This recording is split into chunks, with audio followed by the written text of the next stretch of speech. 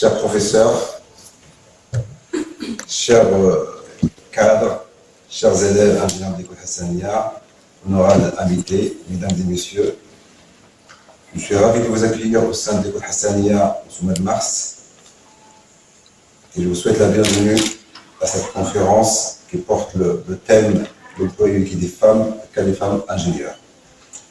C'est une occasion qui nous réunit aujourd'hui pour célébrer encore une autre fois la Journée internationale des droits de la femme et échanger autour de la question de l'employabilité des femmes en général et le cas des femmes ingénieures en particulier.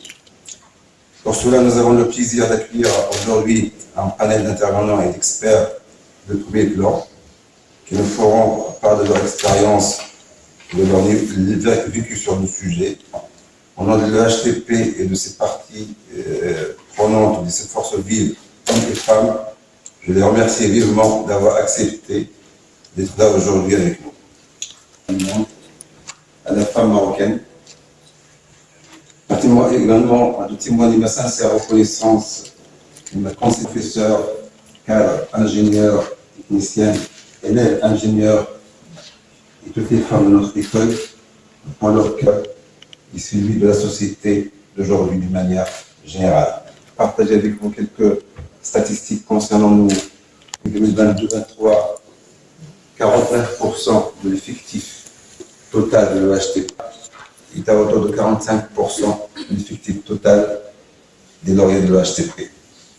Au-delà de cet aspect quantitatif, je suis ravi également de mentionner l'excellence du parcours de nos étudiantes, puisqu'ils ont été cette année, lors de la dernière promotion, déclarées majorantes sur toutes les filières de l'école, à l'exception d'une. Honorables invités, mesdames et messieurs, avant de finir cette intervention, je sais les lauréats de l'EHTP de manière générale, le ministère de l'Équipement et de l'Eau, qui ont permis la tenue de cette conférence. Je souhaite plein de succès hommes et femmes pour un avenir meilleur et inclusif pour tous. Bonne conférence, salam alaikum wa rahmatullah.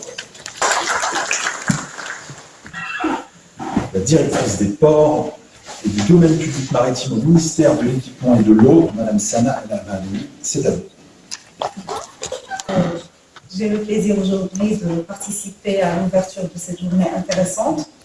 Et puisque je représente Monsieur le ministre pour rapporter son discours à cette occasion, je vais quand même, pour être fidèle, le lire en arabe, parce que le discours de Monsieur le ministre est en arabe. Alors, Bismillah ar-Rahman ar-Rahim. السيد رئيس جمعية خريجي المدرسة الحسنية للأشغال العمومية، السيدة ممثلة برنامج التعاون الدولي الألماني، السيد مدير المدرسة الحسنية للأشغال العمومية، السيدة والسادة المهندسين والمهندسات، أبنائي الطالبات والطلبة. يسعدني أن أعرب لكم في البداية عن اعتزازي وسروري بافتتاح هذه التظاهرة. Monsieur Jawad Boutaher, directeur par intérim de l'école Hassania de travaux publics, et Monsieur Abdelrani Lahda, présidente de l'association de l'ingénieur de l'école Hassania des travaux publics. Bonjour, chers partenaires et chers collègues.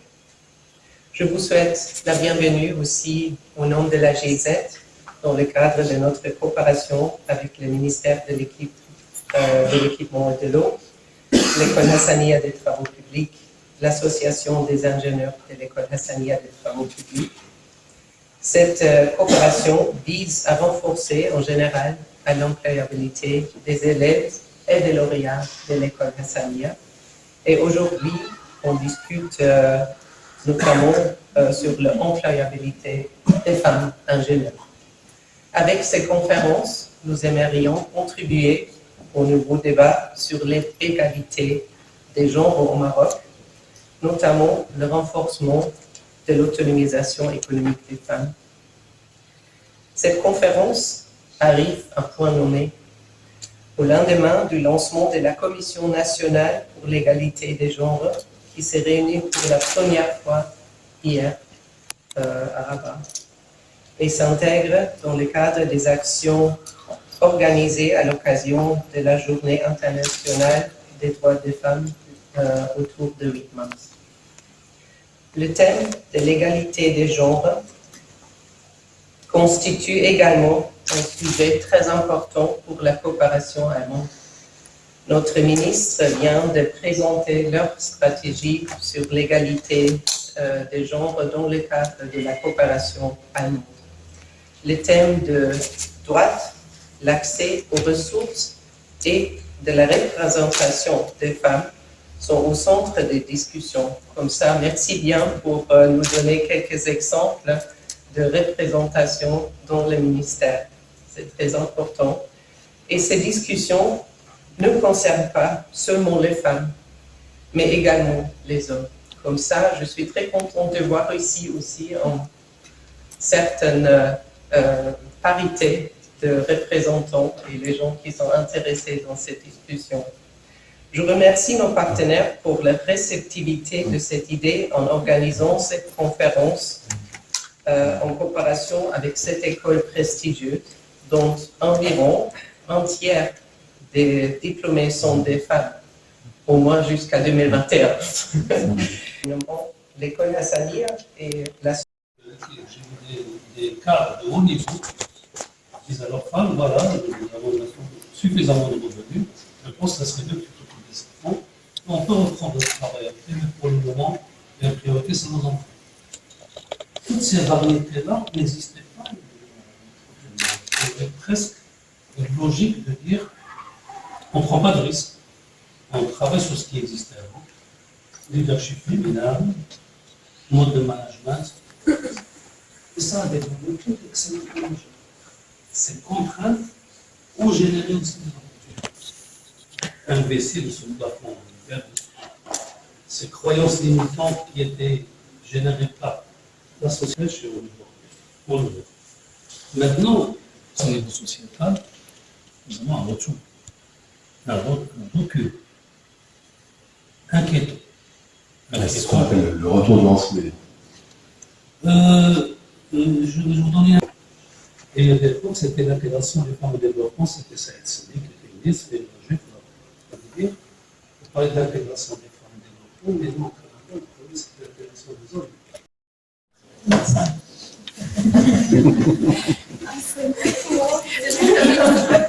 J'aspirais à devenir médecin, sauf que mon frère, l'aîné, il était ingénieur. Le frère qui suit après, il était ingénieur. Mon cousin qui avait habité avec nous, lui aussi, il était ingénieur. Et donc, ils étaient des ingénieurs, j'étais obligée. Enfin, j'ai été orientée sans que je le sache. Je me trouvais à l'école Hassania parce que mon frère m'a précédé, parce que mon cousin m'a précédé. Donc, j'étais pratiquement dans l'obligation, pas dans mon choix. Et j'ai passé une année et alors j'aspirais à changer. Sauf que l'école ne voulait pas me donner mon dossier pour changer. Parfois, et je ne regrette rien du tout. C'est le bon Dieu qui choisit pour nous. Et donc, de nous, 21, les deux questions. Bonjour, je suis très ravie de participer à un travail public en tant qu'expert, plus que moi. Merci à M. Tal, merci à tout le monde, merci à l'association d'entreprise, merci à GIZ pour l'organisation de cette conférence. Donc, ma réponse, oui, de ville impériale, de familles conservatrices, elles ont vécu quelque chose dans ce sens. À 18 ans, on ne peut pas dire non à notre père, on ne peut pas forcer, on ne peut pas faire ce qu'on veut. Donc j'ai été forcée de faire des classes préparatoires parce que je suis une fille. Voilà. Alors, oui, je ne dis pas médecin. non. Ça et mon entourage, mes copines, ils ont fait Sciences Math. Et puisqu'ils ont fait Sciences Math, je me suis dit pourquoi pas moi. Et après, le chemin était tracé. Quand on fait Sciences Math, on suit le chemin des ingénieurs, des classes prépa et tout ça. Donc, c'est juste par hasard. On n'était pas dans. Ça fait 30 ans, ça fait plus que 35 ans, 36 ans.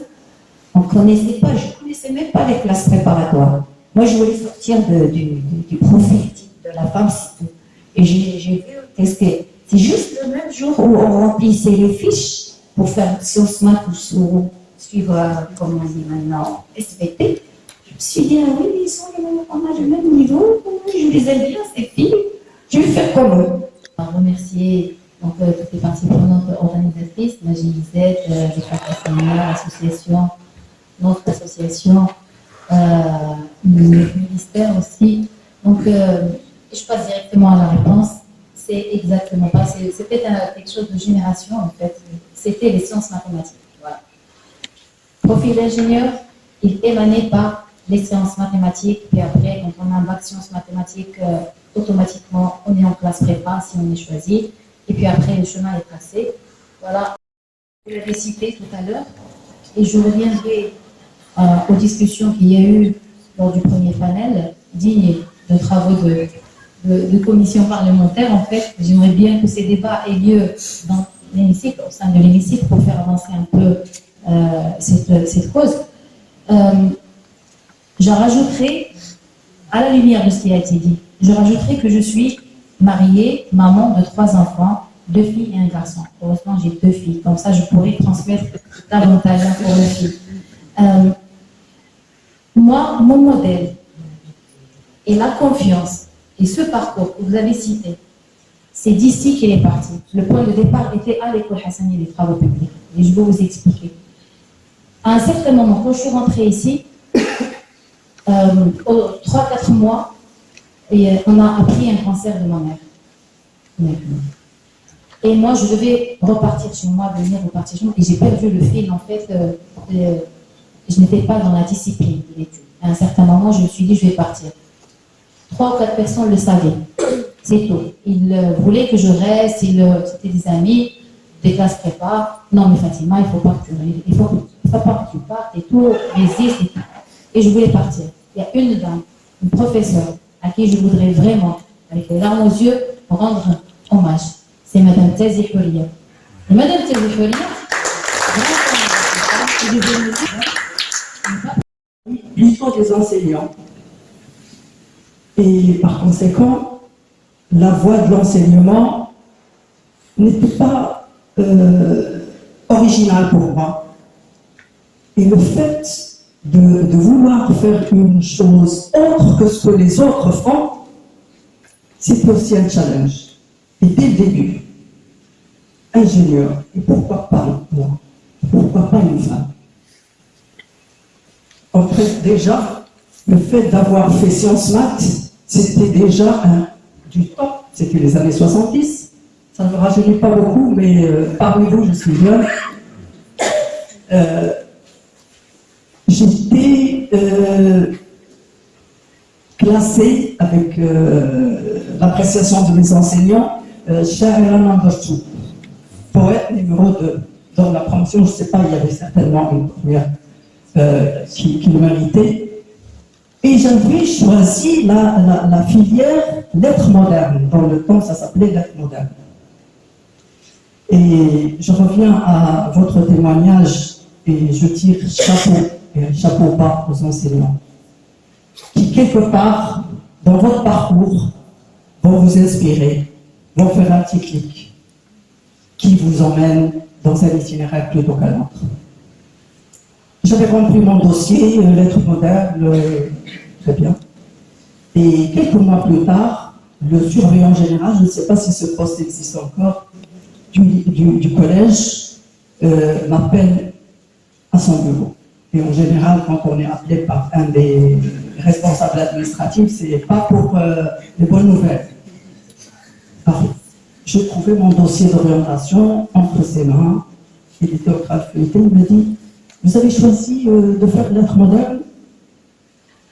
J'ai dit, oui, c'est ce qui est marqué sur mon dossier. Il m'a dit, sous l'influence de quelqu'un, vos parents, des proches, etc. Je lui ai dit, non, j'aime bien tout ce qui est littéraire. Après tout, je me sens bien dans le social, etc. Derrière, on aura d'autres conférences pour fêter honorablement la femme et dignement la femme. Je tiens à remercier tous les intervenants de cette matinée. Je tiens encore à remercier les organisateurs de cette conférence, le GIZ, le ministère de l'équipe de et l'association d'ingénieurs de Hassania Public. Merci à vous et à très bientôt. Nos panélistes et nos illustres femmes OHTPistes qui nous ont vraiment fait vivre une très très belle demi-journée. Je me disais avec le directeur de l'école Hassania, c'est que à chaque fois qu'on fait intervenir nos lauréats, on a envie de les écouter. Ce partage d'expérience de femmes et d'hommes, que c'est bien dommage que nous avons partout au Maroc et même au niveau international et qu'on ne fasse pas profiter les jeunes de richesse, ça ne coûte rien du tout.